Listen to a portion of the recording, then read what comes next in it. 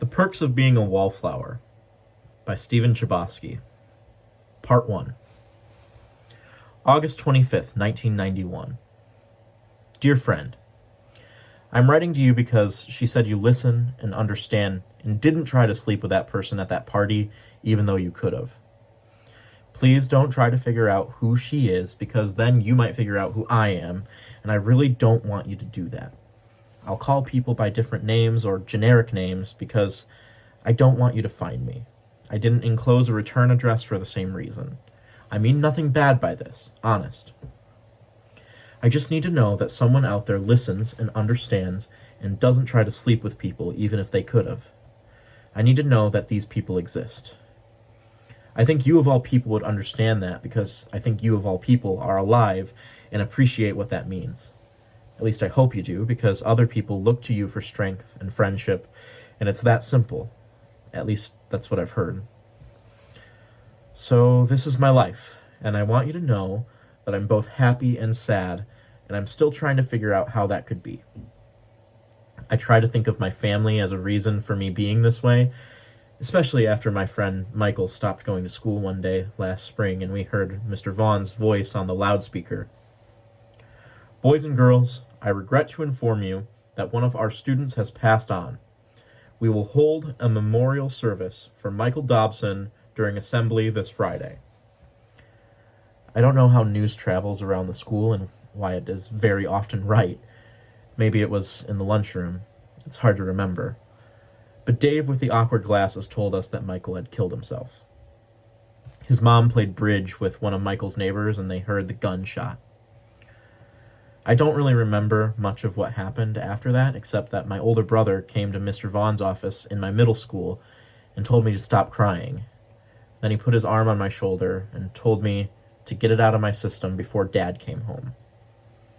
We then went to eat French fries at McDonald's, and he taught me how to play pinball. He even made a joke that because of me, he got to skip an afternoon of school, and asked me if I wanted to help him work on his Camaro. I guess I was pretty messy because he never let me work on the Camaro before. At the guidance counselor sessions, they asked the few of us who actually liked Michael to say a few words. I think they were afraid that some of us would try to kill ourselves or something because they looked very tense and one of them kept touching his beard. Bridget, who's crazy, said that sometimes she thought about suicide when commercials come on during TV. She was sincere, and this puzzled the guidance counselors. Carl, who was nice to everyone, said that he felt very sad, but he could never kill himself because it's a sin. This one guidance counselor went through the whole group and finally came to me. What do you think, Charlie? What was so strange about this was the fact that I had never met this man because he was a specialist, and he knew my name even though I wasn't wearing a name tag like they do in open house. Well, I think that Michael was a nice guy, and I don't understand why he did it. As much as I feel sad, I think that not knowing is what really bothers me. I just reread that, and it doesn't sound like how I talk, especially in that office because I was crying still. I never did stop crying. The counselor said that he suspected that Michael had problems at home and didn't feel like he had anyone to talk to. That's maybe why he felt all alone and killed himself. Then I started screaming at the guidance counselor that Michael could have talked to me, and I started crying even harder. He tried to calm me down by saying that he meant an adult, like a teacher or a guidance counselor, but it didn't work, and eventually my brother came by the middle school in his Camaro to pick me up.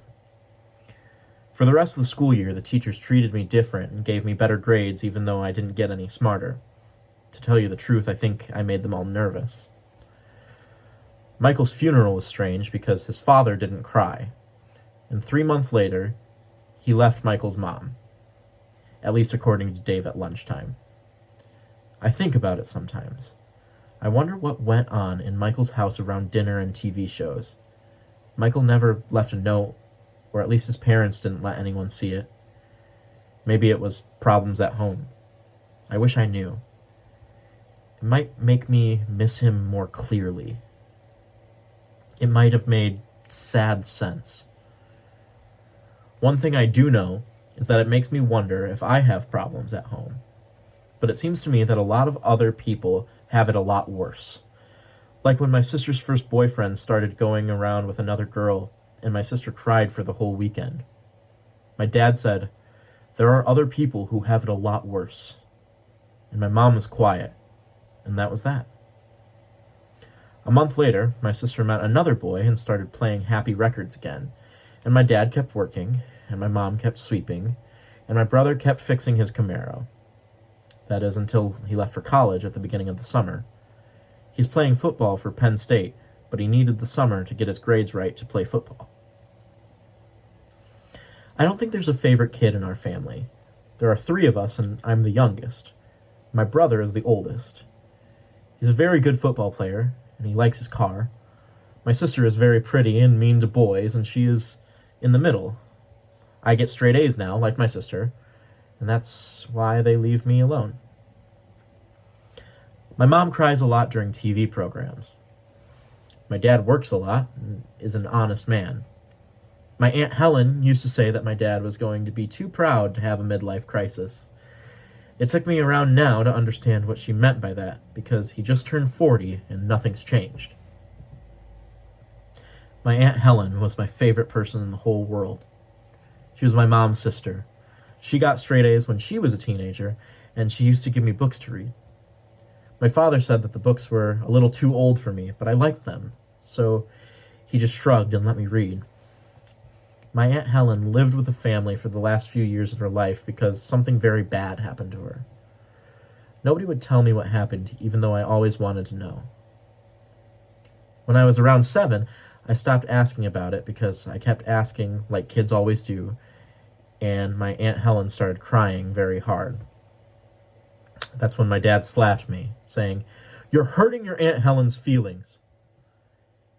I didn't want to do that, so I stopped.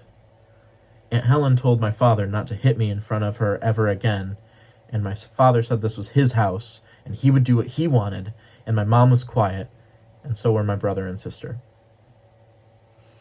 I don't remember much more than that because I started crying really hard, and after a while, my dad had my mom take me to my room. It wasn't until much later that my mom had a few glasses of white wine and told me what happened to her sister. Some people really do have it a lot worse than I do. They really do. I should probably go to sleep now. It's very late. I don't know why I wrote a lot of this down for you to read. The reason I wrote this letter is because I start high school tomorrow, and I'm really afraid of going. Love always, Charlie. September 7th, 1991. Dear friend, I do not like high school. The cafeteria is called the Nutrition Center, which is strange.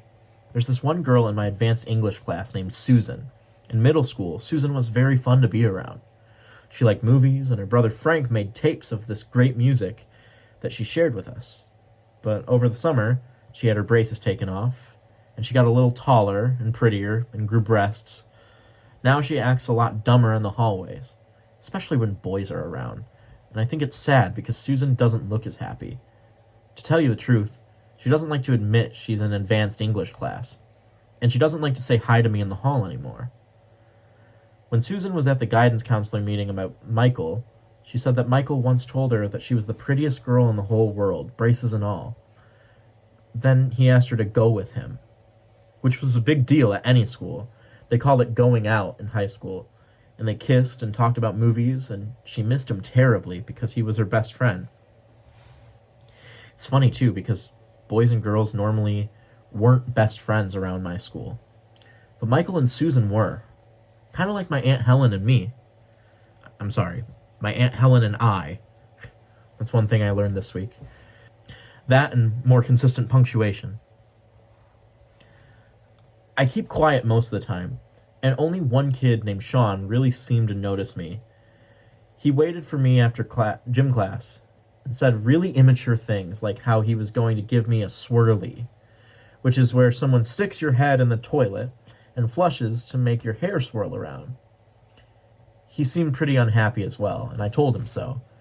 Then he got mad and started hitting me, and I just did the thing my brother taught me to do. My brother's a very good fighter. Go for the knees, throat, and eyes. And I did. And I really hurt Sean, and then I started crying. And my sister had to leave her senior honors class and drive me home. I got called to Mr. Small's office, but I didn't get suspended or anything because a kid told Mr. Small the truth about the fight.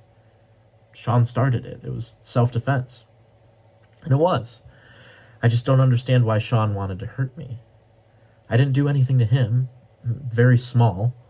That's true, but I guess Sean didn't know I could fight. The truth is, I could have hurt him a lot worse. And maybe I should have. I thought I might have to if I came after the kid who told Mr. Small the truth, but Sean never did go after him, so everything was forgotten. Some kids look at me strange in the hallways because I don't decorate my locker, and I'm the one who beat up Sean and couldn't stop crying after I did it. I guess I'm pretty emotional. It's been very lonely because my sister is busy being the oldest one in our family. My brother is busy being a football player at Penn State. After the training camp, his coach said he was second string and that when he starts learning the system, he'll be first string. My dad really hopes he'll make it to the pros and play for the Steelers. My mom is just glad he gets to go to college for free because my sister doesn't play football and there wouldn't be enough money to send both of them. That's why she wants me to keep working so I'll get an academic scholarship. So that's what I'm doing until I meet a friend here. I was hoping that the kid who told the truth could become a friend of mine, but I think he was just being a good guy by telling. Love always, Charlie. September 11th, 1991.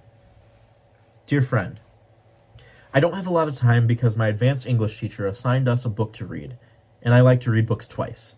Incidentally, the book is To Kill a Mockingbird. If you haven't read it, I think you should, because it's very interesting. The teacher has assigned us a few chapters at a time, but I do not like to read books like that. I'm halfway through the first time. Anyway, the reason I'm writing to you is because I saw my brother on television. I normally don't like sports too much, but this was a special occasion. My mother started crying, and my father put his arm around her shoulder, and my sister smiled, which is funny because my brother and sister always fight when he's around. But my older brother was on television, and so far, it has been the highlight of my 2 weeks in high school. I miss him terribly, which is strange because we never really talked much when he was here. We still don't talk, to be honest. I would tell you his position, but, like I said, I'd like to be anonymous to you. I hope you understand. Love always, Charlie. September 16th, 1991. Dear friend, I've finished To Kill a Mockingbird. It is now my favorite book of all time, but then again, I always think that until I read another book. My advanced English teacher asked me to call him Bill when we're not in class, and he gave me another book to read. He says that I have a great skill at reading and understanding language, and he wanted me to write an essay about To Kill a Mockingbird. I mentioned this to my mom, and she asked why Bill didn't recommend that I just take a sophomore or junior English class. And I told her that Bill said these were basically the same classes with more complicated books, and that it wouldn't help me. My mom said that she wasn't sure and she would talk to him during open house. Then she asked me to help her by washing the dishes, which I did. Honestly, I don't like doing the dishes. I like eating with my fingers and off napkins, but my sister says that doing so is bad for the environment. She's part of the Earth Day Club here in high school, and that's where she meets the boys. They're all very nice to her, and I don't really understand why, except maybe the fact that she's pretty. She really is mean to these boys. One boy has it particularly hard. I won't tell you his name, but I will tell you all about him. He has very nice brown hair, and he wears it long with a ponytail. I think he will regret this when he looks back on his life. He's always making mixtapes for my sister with very specific themes. One was called Autumn Leaves. She included many songs by the Smiths. He even hand-colored the cover. After the movie he rented was over and he left, my sister gave me the tape. Do you want this, Charlie? I took the tape, but I felt weird about it because he had made it for her. But I listened to it and loved it very much. There's one song called Asleep that I would like you to listen to. I told my sister about it. And a week later, she thanked me because when this boy asked her about the tape, she said exactly what I said about the song Asleep. And this boy was very moved by how much it meant to her. I hope this means I'll be good at dating when the time comes. I should stick to the subject, though. That is what my teacher Bill tells me to do because I write kind of the way I talk. I think that's why he wants me to write an essay about To Kill a Mockingbird. This boy who likes my sister is always respectful to my parents. My mom likes him very much because of this. My dad thinks he's soft. I think that's why my sister does what she does to him. This one night, she was saying very mean things about how he didn't stand up to the class bully when he was 15 or something like that. To tell you the truth, I was just watching the movie he had rented, so I wasn't paying very close attention to their fight. They fight all the time, so I figured that the movie was at least something different, which it wasn't because it was a sequel. Anyway, after she leaned into him for about 4 movie scenes, which I guess is about 10 minutes or so, he started crying very hard. Then I turned around and my sister pointed at me. "You see, even Charlie stood up to his bully, you see?" And this guy got really red-faced. And he looked at me, then he looked at her, and he wound up and hit her hard across the face. I mean hard. I just froze because I couldn't believe he did it. It was not like him at all to hit anybody. He was the boy that made mixtapes with themes and hand-colored covers until he hit my sister and stopped crying. The weird part is that my sister didn't do anything. She just looked at him very quietly. It was so weird. My sister goes crazy if you eat the wrong kind of tuna, but here was this guy hitting her, and she didn't say anything. She just got soft and nice, and she asked me to leave, which I did. After the boy had left, she said that they were going out and not to tell Mom or Dad what happened. I guess he stood up to his bully, and I guess that makes sense. That weekend, my sister spent a lot of time with this boy, and they laughed a lot more than they usually did. On Friday night, I was reading my new book, but my brain got tired, so I decided to watch some television instead, and I opened the door to the basement, and my sister and this boy were naked. He was on top of her, and her legs were draped over either side of the couch, and she screamed at me in a whisper, "Get out, you pervert!" So I left. The next day, we all watched my brother play football, and my sister invited this boy over. I'm not sure when he left the previous night.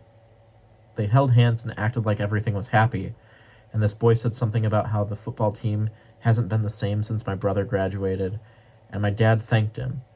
And when the boy left, my dad said this boy was becoming a fine young man who could carry himself. And my mom was quiet, and my sister looked at me to make sure I wouldn't say anything. And that was that. Yes, he is. That's all my sister could say. And I could see this boy at home doing his homework and thinking about my sister naked. And I could see them holding hands at football games that they do not watch. And I could see this boy throwing up in the bushes at a party house. And I could see my sister putting up with it. And I felt very bad for both of them. Love always, Charlie. September 18, 1991. Dear friend, I never told you that I'm in shop class, did I? Well, I'm in shop class, and it's my favorite class next to Bill's advanced English class. I wrote the essay for To Kill a Mockingbird last night, and I handed it to Bill this morning. We're supposed to talk about it tomorrow during lunch period. The point, though, is there's this guy in shop class named Nothing. I'm not kidding. His name is Nothing, and he's hilarious. Nothing got his name when kids used to tease him in middle school. I think he's a senior now. The kids started calling him Patty when his real name is Patrick. And Nothing told these kids, listen, you either call me Patrick or you call me Nothing. So the kids started calling him Nothing, and the name just stuck. He was a new kid in the school district at the time because his dad married a new woman in the area. I think I'll stop putting quotation marks around nothing's name because it's annoying and disrupting my flow. I hope you don't find this difficult to follow. I'll make sure to differentiate if something comes up. So in shop class, Nothing started to do a very funny impersonation of our teacher, Mr. Callahan. He even painted in the mutton chop sideburns with a grease pencil. Hilarious. When Mr. Callahan found Nothing doing this near the belt sander, he actually laughed because Nothing wasn't doing the impersonation mean or anything. It was just funny. I wish you could have been there because it was the hardest I've laughed since my brother left. My brother used to tell Polish jokes, which I know is wrong, but I just blocked out the Polish part and listened to the jokes. Hilarious. Oh, incidentally, my sister asked for her Autumn Leaves mixtape back. She listens to it all the time now. Love always, Charlie. September 29th, 1991. Dear friend, there's a lot to tell you about the last 2 weeks. A lot of it's good, but a lot of it is bad. Again, I don't know why this always happens. First of all, Bill gave me a C on my To Kill a Mockingbird essay because he said that I run my sentences together. I'm trying now to practice not to do that. He also said that I should use the vocabulary words that I learn in class, like corpulent and jaundice. I would use them here, but I really don't think they're appropriate in this format. To tell you the truth, I don't know where they are appropriate to use. I'm not saying that you shouldn't know them. You should absolutely, but I just have never heard anyone use the words corpulent and jaundice ever in my life. That includes teachers. So, what's the point of using words nobody else knows or can say comfortably? I just don't understand that. I feel the same way about some movie stars who are terrible to watch. Some of these people must have $1 million at least, and yet they keep doing these movies. They blow up bad guys, they yell at their detectives, they do interviews for magazines.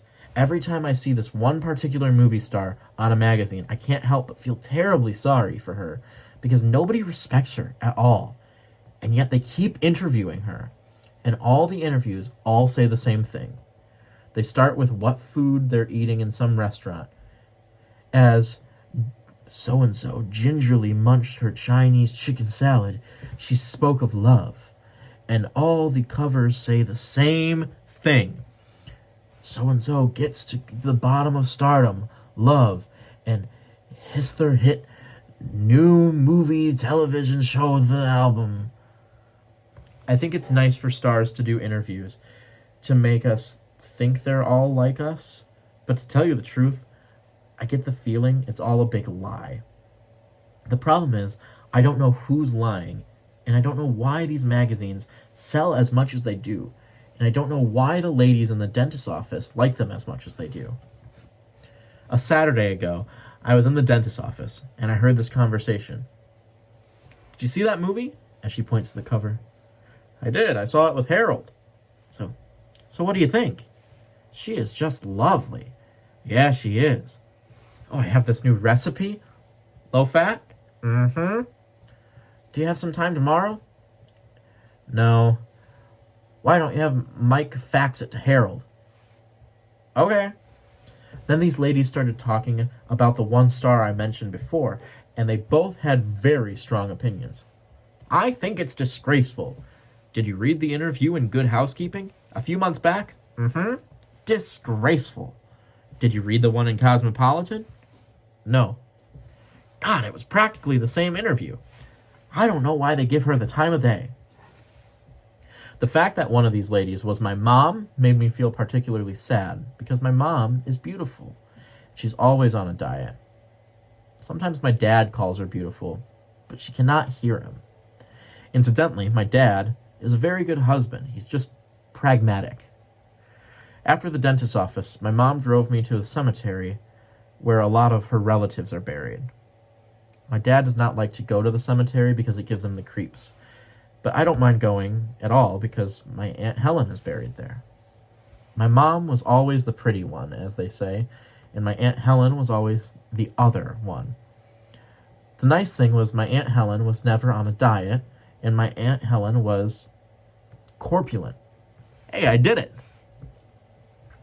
My Aunt Helen would always let us kids stay up and watch Saturday Night Live when she was babysitting or when she was living with us and my parents went to another couple's house to get drunk and play board games.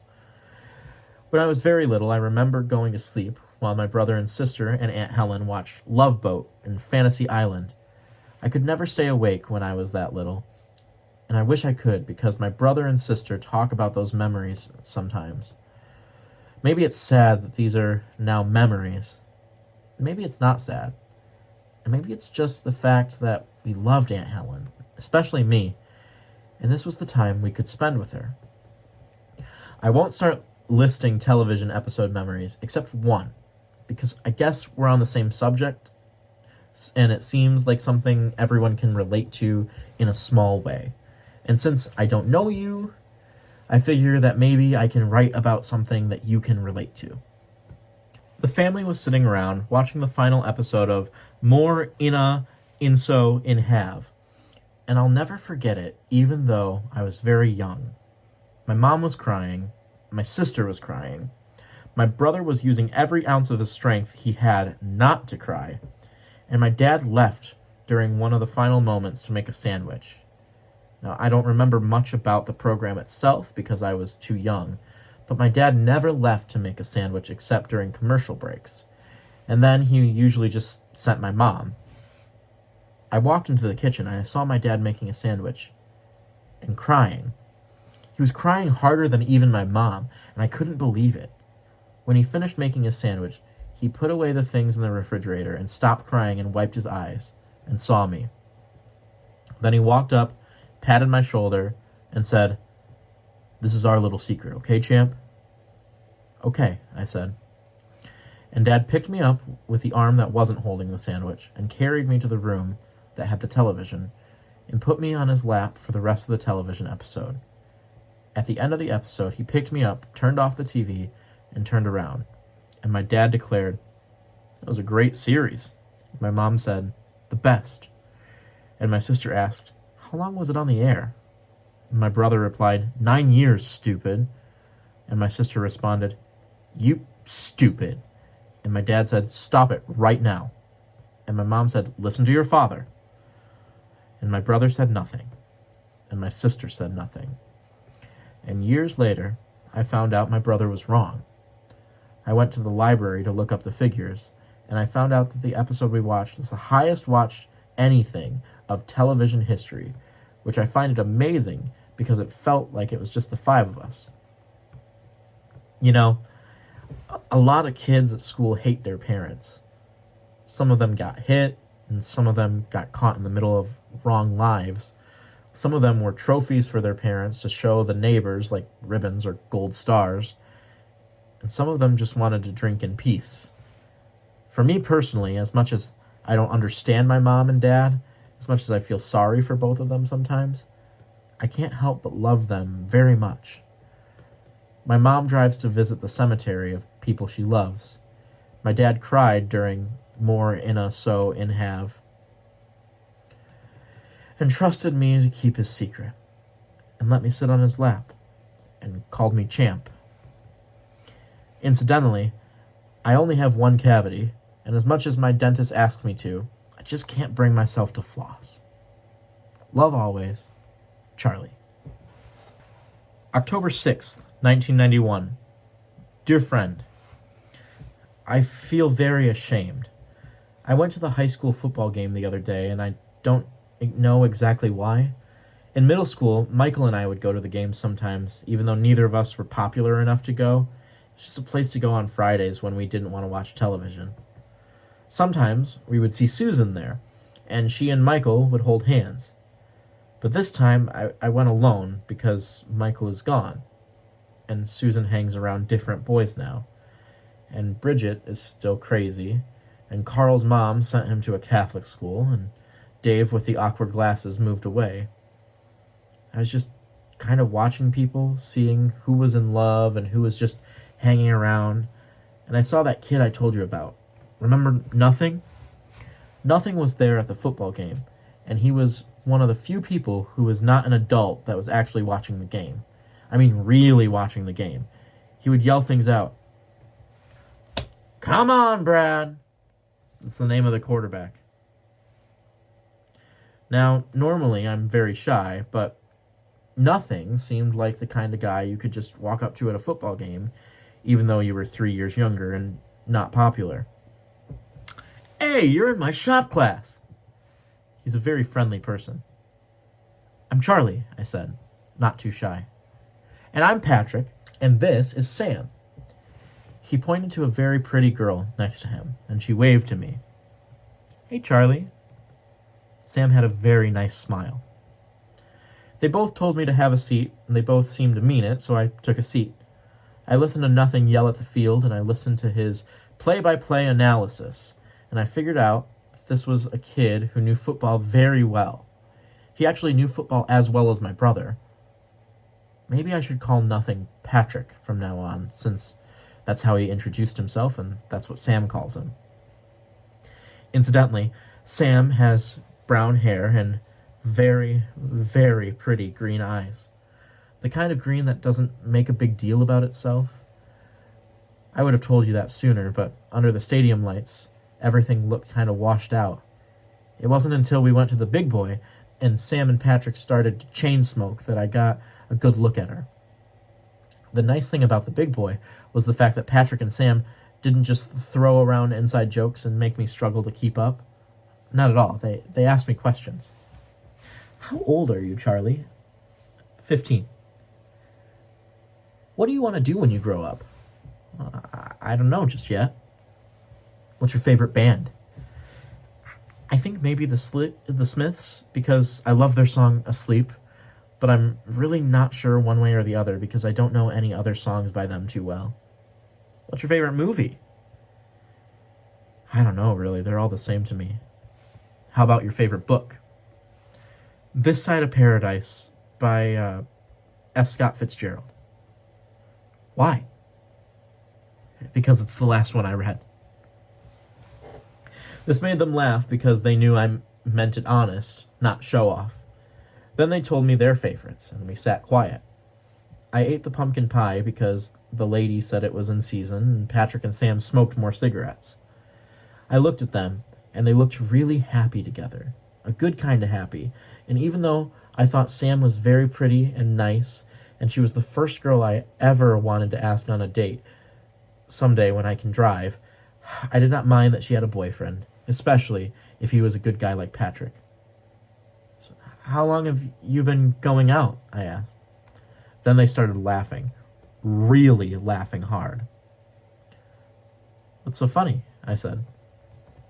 We're brother and sister, Patrick said, still laughing. But you don't look alike, I said.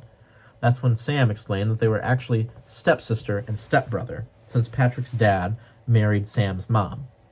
I was very happy to know that because I would really like to ask Sam on a date someday. I really would. She's so nice. I feel ashamed, though, because that night I had a weird dream. I was with Sam and we were both naked, and her legs were spread over the sides of the couch. And I woke up, and I had never felt that good in my life. But I also felt bad because I saw her naked without her permission, and I think that I should tell Sam about this. And I really hope it does not prevent us from maybe making up inside jokes of our own. It would be very nice to have a friend again. I'd like that even more than a date. Love always, Charlie. October 14th, 1991. Dear friend, do you know what masturbation is? I think you probably do because you're older than me, but just in case, I'll tell you. Masturbation is when you rub your genitals until you have an orgasm. Wow. I thought that in those movies and television shows when they talk about having a coffee break that they should have a masturbation break.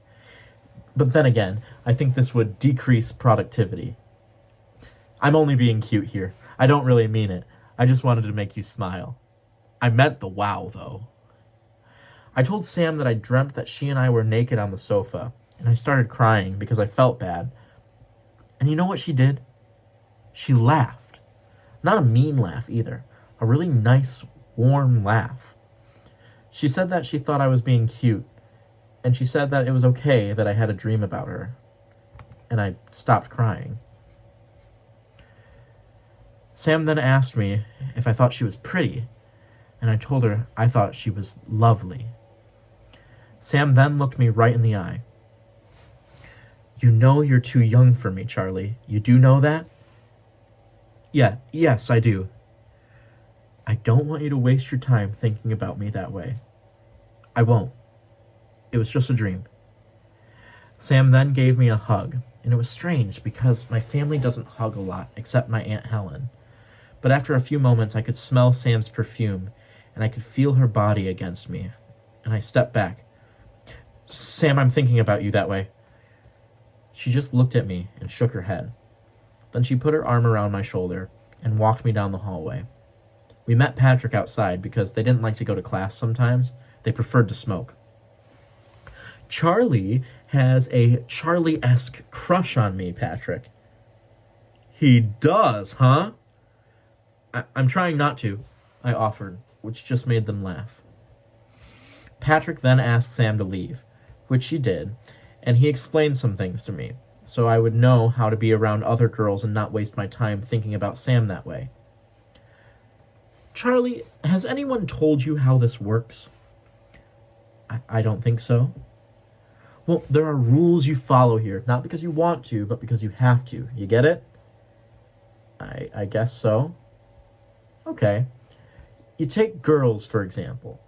They're copying their moms and magazines and everything to know how to act around guys. I thought about the moms and the magazines and the everythings, and the thought made me nervous, especially if it includes TV. I mean, it's not like in the movies where girls are like assholes or anything like that. It's not that easy. They just like somebody that can give them a purpose. Purpose? Right, you know. Girls like guys to be a challenge. Gives them some mold to fit in how they act. Like a mom. What would a mom do if she couldn't fuss over you and make you clean your room? And what would you do without her fussing and making you do it? Everyone needs a mom, and a mom knows this, and it gives her a sense of purpose. You get it? Yeah, I said, even though I didn't. But I got it enough to say, yeah, and not be lying, though. The thing is, some girls think they can actually change guys, and what's funny is that if they actually did change them, they'd get bored. They'd have no challenge left. You just have to give girls some time to think of a new way of doing things. That's all. Some of them will figure it out here, some later, some never. I wouldn't worry about it too much. But I guess I did worry about it. I've been worrying about it ever since he told me. I look at people holding hands in the hallways and I try to think about how it all works. At the school dances, I sit in the background and I tap my toe and I wonder how many couples will dance to their song. In the hallways, I always see girls wearing the guys' jackets, and I think about the idea of property, and I wonder if anyone is really happy. I hope they are. I really hope they are. Bill looked at me looking at people after class, and he asked me what I was thinking about, and I told him. He listened and nodded and made affirmation sounds. When I had finished, his face changed into a serious talk face. Do you always think this much, Charlie? Is that bad? I just wanted someone to tell me the truth. Not necessarily. It's just that sometimes people use thought to not participate in life. Is that bad? Yes. I think I participate, though. Don't you think I am? Well, are you dancing at these dances? I'm not a very good dancer. Are you going on dates? Well, I don't have a car, and even if I did, I can't drive because I'm 15. And anyway, I haven't met a girl I like, except for Sam, but I'm too young for her, and she would always have to drive, which I don't think is fair. Bill smiled and continued asking me questions. Slowly, he got to problems at home. And I told him about the boy who makes mixtapes hitting my sister because my sister only told me not to tell mom or dad about it. So I figured I could tell Bill. He got this very serious look on his face after I told him, and he said something to me I don't think I'll ever forget.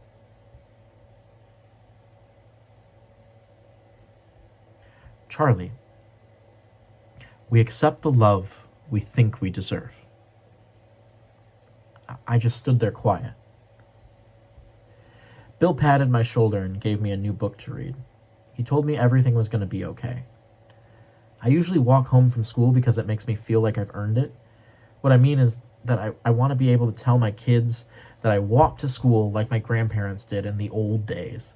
It's odd that I'm planning this considering I've never had a date, but I guess that makes sense. It usually takes me an extra hour or so to walk as opposed to taking the bus. But it's worth it when the weather is nice and cool like it was today. When I finally got home, my sister was sitting on a chair. My mom and dad were sitting in front of her, and I knew that Bill had called home and told them. I felt terrible. It was all my fault. My sister was crying. My mom was very, very quiet. My dad did all the talking. He said that my sister was not allowed to see the boy who hit her anymore, and he was going to have a talk with that boy's parents tonight. My sister then said it was all her fault, that she was provoking him, but my dad said it was no excuse. But I love him! I had never seen my sister cry that much. No, you don't. I hate you! No, you don't, my dad said. He can be very calm sometimes. He's my whole world. Don't ever say that about anyone again. Not even me. That was my mom. My mom chooses her battles carefully. And I can tell you one thing about my family. When my mom does say something, she always gets her way. And this time was no exception. My sister stopped crying immediately. After that, my dad gave my sister a rare kiss on the forehead. Then he left the house, got in his Oldsmobile, and drove away. I thought he was probably going to talk to the boy's parents, and I felt very sorry for them. From parents, I mean. Because my dad doesn't lose fights. He just doesn't. My mom then went into the kitchen to make my sister's favorite thing to eat, and my sister looked at me. I hate you. My sister said it different than she said it to my dad. She meant it with me. She really did. I love you, was all I could say in return. You're a freak. You know that? You've always been a freak. Everyone says so. They always have. I'm trying not to be. Then I turned around and walked to my room and closed my door and put my head under my pillow and let the quiet put things where they were supposed to be. By the way, I figure you're probably curious about my dad. Did he hit us when we were kids or now even? I thought you might be a little curious because Bill was after I told him about that boy and my sister. Well, if you're wondering, he didn't. He never touched my brother or sister, and the only time he ever slapped me was when I made my Aunt Helen cry. And once we all calmed down, he got on his knees in front of me and says that his stepdad hit him a lot, and he decided in college when my mom got pregnant with my older brother that he would never hit his kids. And he felt terrible for doing it, and he was so sorry, and he would never hit me again. And he hasn't. He's just stern sometimes. Love always, Charlie. October 15th, 1991.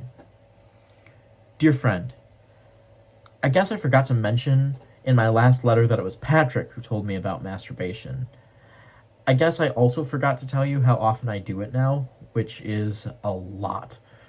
I don't like to look at pictures. I just close my eyes and dream about a lady I don't know, and I try not to feel ashamed. I never think about Sam when I do it. Never. That's very important to me because I was so happy when she said Charlie-esque, since it felt like an inside joke of sorts. One night, I felt so guilty that I promised God that I would never do it again. So I started using blankets, but then the blankets hurt. So I started using pillows, but then the pillows hurt, so I went back to normal.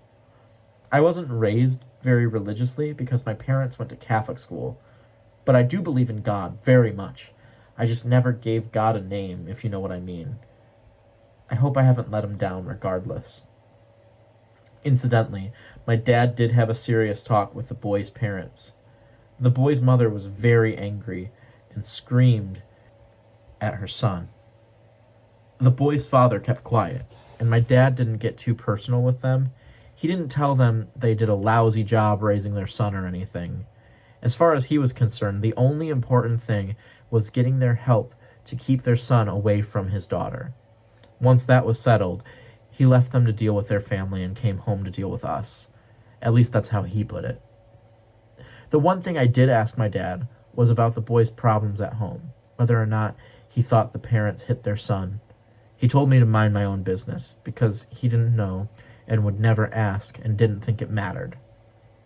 Not everyone has a sob story, Charlie, and even if they do, it's no excuse. That's all he said. And then we went to watch television. My sister is still mad at me, but my dad said I did the right thing. I hope that I did, but it's hard to tell sometimes. Love always, Charlie. October 28th, 1991. Dear friend, I'm sorry I haven't written to you in a couple of weeks, but I've been trying to participate, like Bill said. It's strange because sometimes I read a book and I think that I'm the people in the book. Also, when I write letters, I spend the next 2 days thinking about what I figured out in my letters. I don't know if this is good or bad. Nevertheless, I am trying to participate. Incidentally, the book Bill gave me was Peter Pan by Just More Barry.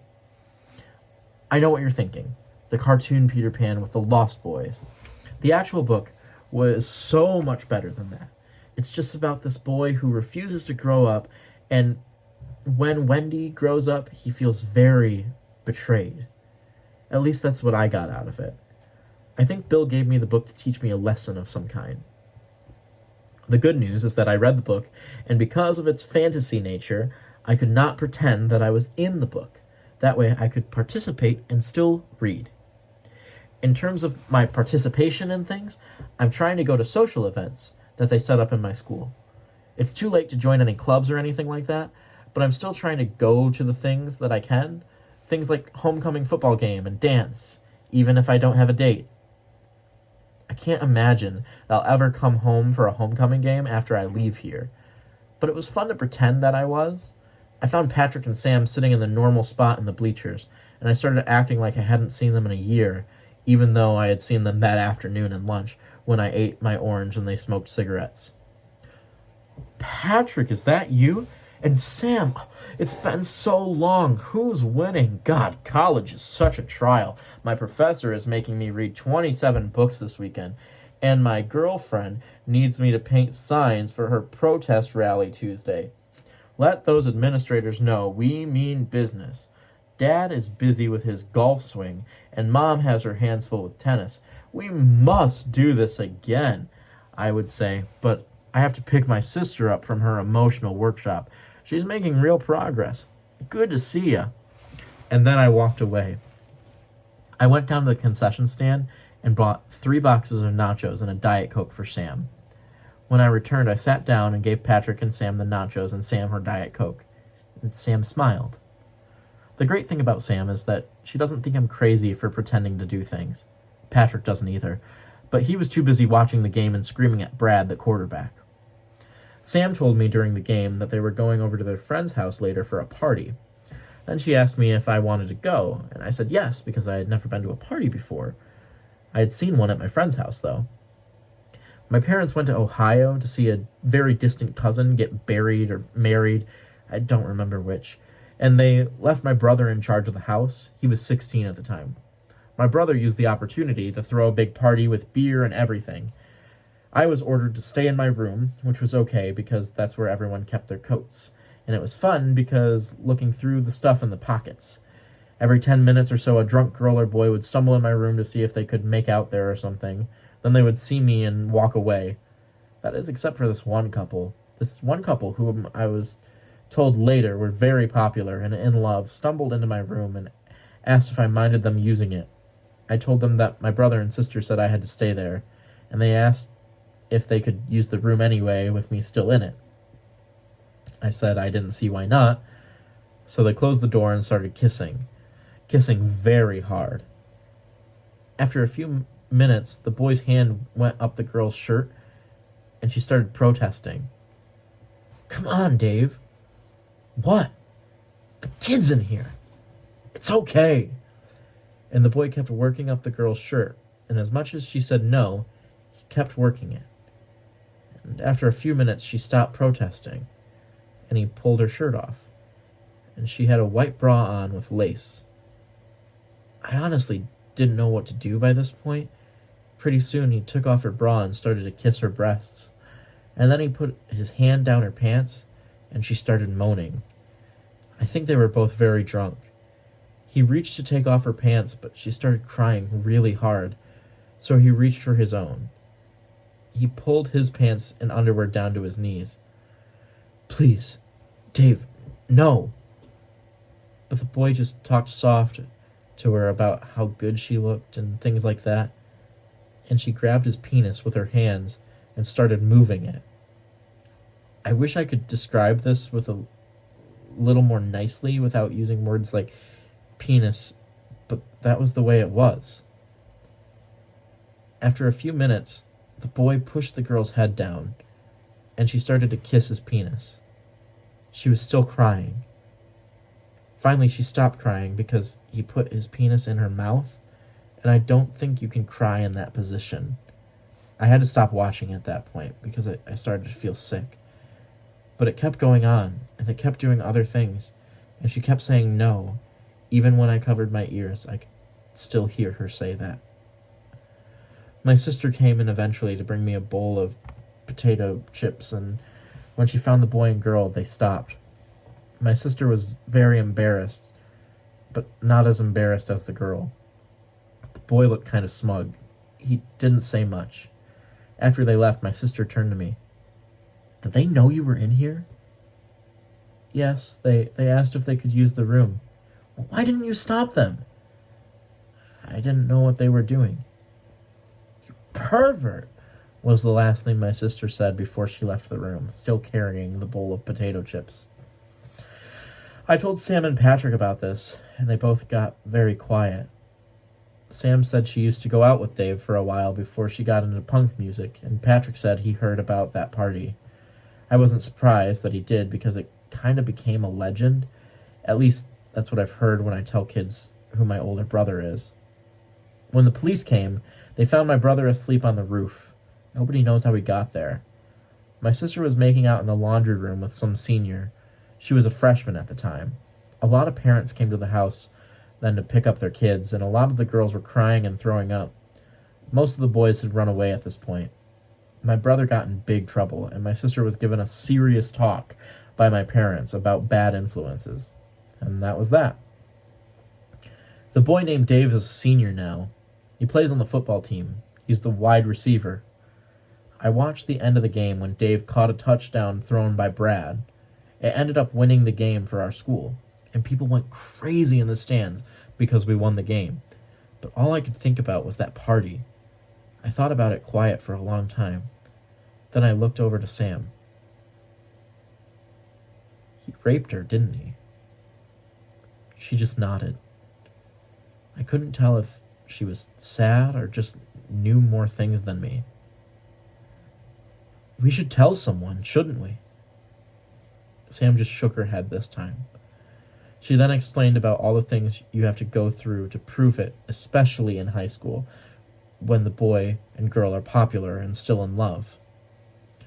The next day at the homecoming dance, I saw them dancing together, Dave and his girl.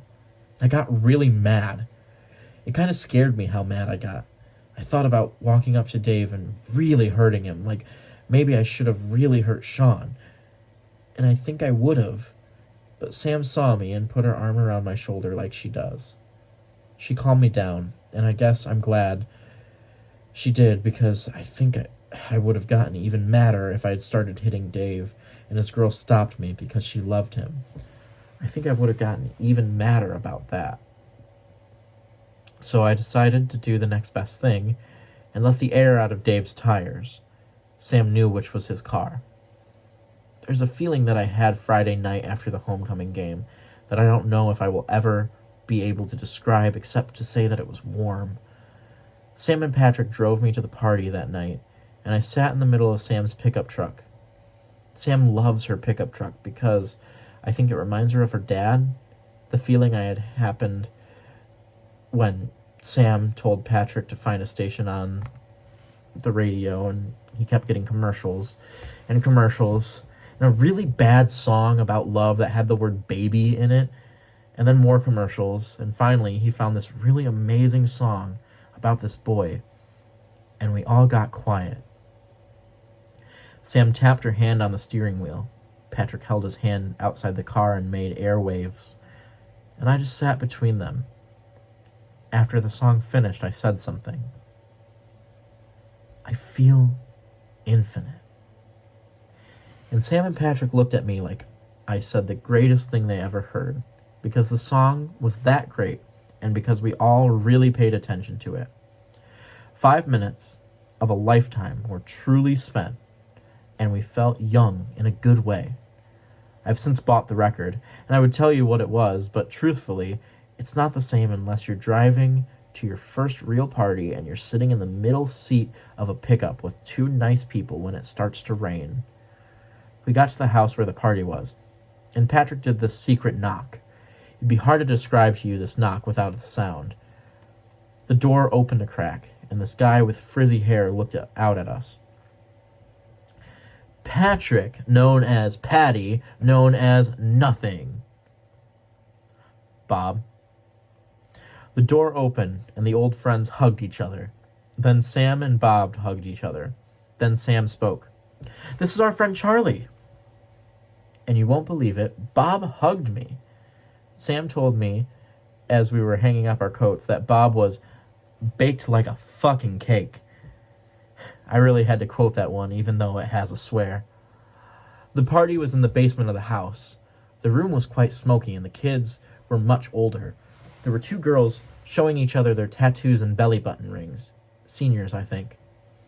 This guy named Fritz was eating a lot of Twinkies. Fritz's girlfriend was talking to him about women's rights, and he kept saying, I know, baby. Sam and Patrick started smoking cigarettes. Bob went up to the kitchen when he heard the bell ring.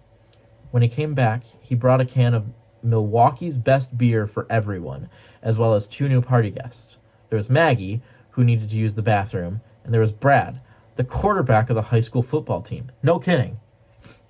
I do not know why this excited me, but I guess when you see somebody in the hallway or on the field or something, it's nice to know that they're a real person. Everyone was very friendly to me and asked me a lot of questions about myself. I guess because I was the youngest and they didn't want me to feel out of place, especially after I said no to having a beer.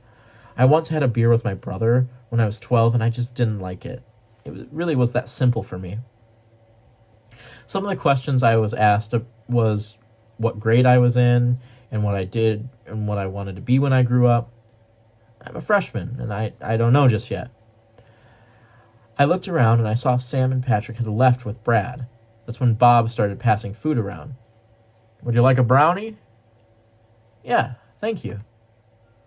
I was actually quite hungry because normally Sam and Patrick take me to Big Boy after the football games, and I guess I was used to it by now, so I ate the brownie, and it tasted a little weird, but it was still a brownie, so I still liked it. But this was not an ordinary brownie. Since you're older, I think you know what kind of brownie it was. After 30 minutes, the room started to slip away from me. I was talking to one of the girls with the belly button ring, and she seemed like she was in a movie. I started blinking a lot and looking around, and the music sounded heavy like water. Sam came down, and when she saw me, she turned to Bob. What the hell is your problem? Come on, Sam. He likes it. Ask him. How do you feel, Charlie? Light. You see? Bob actually looked a little nervous, which I was later told was paranoia. Sam sat down next to me and held my hand, which felt cool. Are you seeing anything, Charlie? Light. Does it feel good? Uh-huh. Are you thirsty? Uh-huh. What would you like to drink? A milkshake. And everyone in the room, except Sam, erupted in laughter. He's stoned. Are you hungry, Charlie? Uh-huh. What would you like to eat? Oh, milkshake. I don't think they would have laughed any harder, even if what I said was at all funny. Then Sam took my hand and stood me up on the dizzy floor. Come on, we'll get you a milkshake. As we were leaving, Sam turned to Bob. I still think you're an asshole. All Bob did was laugh, and Sam finally laughed too. And I was glad that everyone seemed as happy as they seemed. Sam and I got up into the kitchen, and she turned on the light. Wow, it was bright. I couldn't believe it. It was like when you see it in a movie theater during the day, when you leave the movie, you can't believe it's still daylight outside. Sam got some ice cream and some milk in a blender. I asked her where the bathroom was, and she pointed around the corner, almost like it was her house. I think she and Patrick spent a lot of time here when Bob was still in high school. When I got out of the bathroom, I heard a noise from the room where we left our coats. I opened the door and I saw Patrick kissing Brad. It was a stolen type of kissing. They heard me in the door and they turned around. Patrick spoke first. Is that you, Charlie? Sam's making me a milkshake. Who is this kid? Brad just looked real nervous and not in the Bob way. He's a friend of mine. Relax. Patrick then took me out of the room and closed the door. He put his hands on both of my shoulders and looked me straight in the eye. Brad doesn't want people to know. Why? Because he's scared.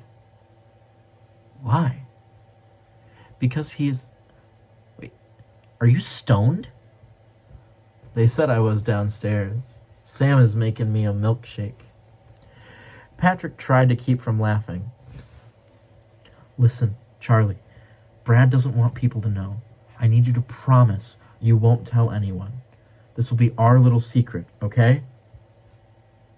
Okay. Thanks. With that, Patrick turned around and went back into the room. I heard some muffled voices, and Brad seemed upset. But I didn't think it was any of my business, so I went back to the kitchen. I have to say, it was the best milkshake I ever had in my life. It was so delicious it almost scared me. Before we left the party, Sam played me a few of her favorite songs. One was called Blackbird. The other was called MLK. They were both very beautiful. I mentioned the titles because they were as great when I listened to them sober. Another interesting thing happened at the party before we left. Patrick came downstairs. I guess Brad had left, and Patrick smiled, and Bob started to make fun of him for having a crush on the quarterback, and Patrick smiled more. I don't think I ever saw Patrick smile so much. Then Patrick pointed at me and said something to Bob. He's something, isn't he? Bob nodded his head. Patrick then said something I don't think I'll ever forget. He's a wallflower. And Bob really nodded his head, and the whole room nodded their head, and I started to feel nervous in the Bob way, but Patrick didn't let me get too nervous. He sat down next to me. You see things. You keep quiet about them, and you understand. I didn't know that other people thought things about me. I didn't know that they looked. I was sitting on the floor of a basement of my first real party between Sam and Patrick, and I remembered that Sam introduced me as her friend to Bob, and I remembered that Patrick had done the same for Brad. And I started to cry, and nobody in the room looked at me weird for doing it. And then I really started to cry. Bob raised his drink and asked everyone to do the same. To Charlie, and the whole group said, to Charlie. I didn't know why they said that, but it was very special to me that they did. Especially Sam. Especially her. I would tell you more about the homecoming dance, but now that I'm thinking about it, me letting out the air of Dave's tires was the best part. I did try to dance like Bill suggested, but I usually like songs you can't dance to, so I didn't do it too much. Sam did look very pretty in her dress, but I was trying not to notice because I'm trying not to think of her that way. I did notice that Brad and Patrick never talked once during the whole dance because Brad was off dancing with a cheerleader named Nancy, who is his girlfriend. And I did notice that my sister was dancing with the boy she wasn't supposed to, even though a different boy had picked her up at the house. After the dance, we left in Sam's pickup. Patrick was driving this time. As we were approaching the Fort Pitt tunnel, Sam asked Patrick to pull off to the side of the road. I didn't know what was going on. Sam then climbed into the back of the pickup, wearing nothing but her dance dress. She told Patrick to drive, and he got this smile on his face. I guess they had done this before. Anyway, Patrick started driving really fast, and just before we got to the tunnel, Sam stood up and the wind turned her dress into ocean waves. When we hit the tunnel, all the sound got scooped up into a vacuum, and it was replaced by a song on the tape player, a beautiful song called Landslide. When we got out of the tunnel, Sam screamed this really fun scream, and there it was, downtown, lights on buildings, and everything that makes you wonder. Sam sat down and started laughing.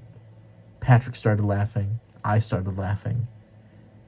And in that moment, I swear, we were infinite. Love always, Charlie.